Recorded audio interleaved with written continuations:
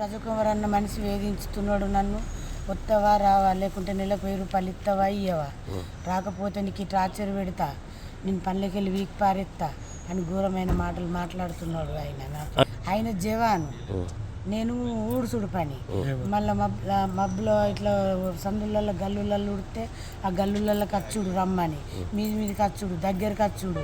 నేనన్నా నాకు పెద్ద పిల్లలు ఉన్నారు, నేను మా పిల్లలతో చెప్తా, నేను ఇట్లా రావద్దు, నువ్వు నేను దేవుని పేరు మీద ఉన్నా, నీకు నచ్చితే నచ్చినట్టు నచ్చిన వాళ్ళతో నాకు నువ్వు కావాలి ఎట్లున్నా కానీ, నేను 3 నెలల నుంచి నీ ఎంట పడుతున్నా, అయినా కానీ నువ్వు నన్ను ఎందుకు టార్చర్ పెడుతున్నావు, నువ్వు నాకు టార్చర్ అవుతుంది నాకు అని అనుడు. ఓ రోజు రాత్రి 8 గంటలకు ఫోన్ చేసిండు, ఒక 9 గంటలకు ఫోన్ చేసిండు. మా ఆయన బెదిరించిండు నన్ను, ఎందుకు ఫోన్ చేస్తుండు నీకు అని. ఫోన్ చేస్తే ఇక జవాన్ కాబట్టి ఎందుకు చేసిండు అని అన్న. నేను అడిగిన మళ్ళీ, నువ్వు రాత్రిపూట నాకు ఎందుకు ఫోన్ చేస్తున్నావు, మా ఆయన అంటున్నాడు నువ్వు ఇట్లా చేస్తే మంచిగా ఉండదు, నేను సార్తో చెప్తానన్నా.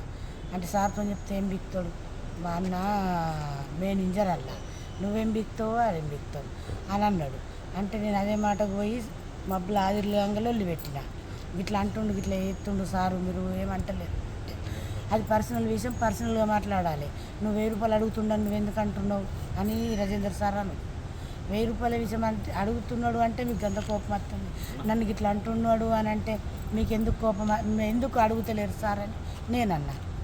అంటే అది పర్సనల్గా మాట్లాడాలి, పర్సనల్గా మాట్లాడాలి. నువ్వు పబ్లిక్లో ఎందుకు చేస్తున్నావు ఇట్లా అని అంటే, అంటే ఆయన మంచోడు నేను లంగను అన్నట్టు, పబ్లిక్లో చెప్తున్నావు అని అంటే ఎన్ని రోజులు అనుకోవాలి సారు, ఆయన ఎందుకు అంటున్నావు అని ఎందుకు అంటలేరు మీరు అని నేనన్నా.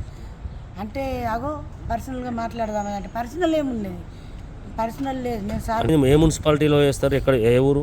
కొరుట్ల మున్సిపల్లో జవాన్ పని, ఆయన లేవరే కానీ జవాన్ లేనందుకే నేను జవాన్ పోస్టుకు పెట్టిండ్రు, మా లెక్క లేవరే ఆయన కూడా.